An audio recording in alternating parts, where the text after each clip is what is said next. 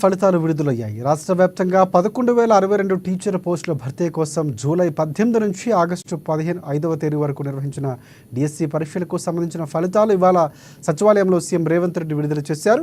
చాలా తక్కువ సమయంలో ఫలితాలు విడుదల చేశామని అన్నారు.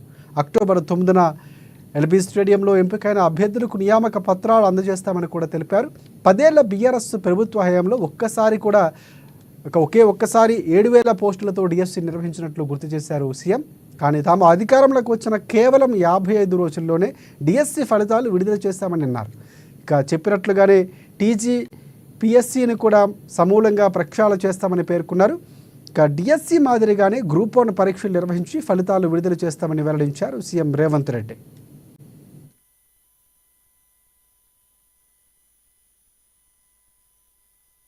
వివాదాలకు తావు లేకుండా మా ప్రభుత్వం నిర్వహించింది.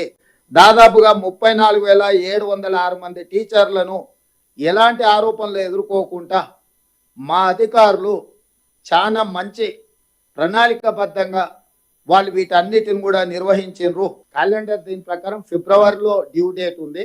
సో ఇప్పుడు ఈ 11,062లో ఏమైనా ఖాళీలు ఉంటే అన్నిటికన్నీ నియామకాలు జరుగుతాయా, వీటన్నిటిని కూడా ఒకసారి అంచనా వేసుకొని ఇది నిరంతర ప్రక్రియ.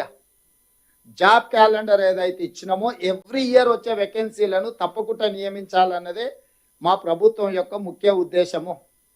కాకపోతే వ్యవస్థలన్నిటిని బలహీనపరచడం ద్వారా వ్యవస్థల్ని గత ప్రభుత్వం నిర్వీర్యం చేయడం వల్ల కొన్ని మేము అనుకున్న కార్యక్రమాలను కూడా అనుకున్న సమయంలో నిర్వహించాలంటే కొన్ని అవాంతరాలు వస్తున్నాయి.